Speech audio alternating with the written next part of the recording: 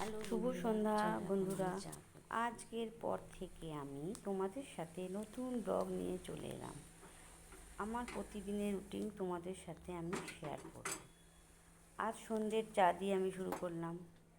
একা একা বাড়িতে বসে আছি, তাই ভালো লাগছে না, তাই ভাবলাম তোমাদের সাথে একটু চা শেয়ার করি আর একটু গল্প করি। আমি একা, কারণ আমার মেয়ে গেছে তার পিসির সাথে শপিং করতে, তাই একা একা ভালো লাগছে না। কালী পুজো আসছে, ভাইফোঁটা আসছে, তাই ওরা শপিং করতে গেছে। তাই কখন আসবে বাড়ি সেটাও আমি জানি না। তাই ভাবছি একা একা বসে আছি, তোমাদের সাথে শেয়ার করি।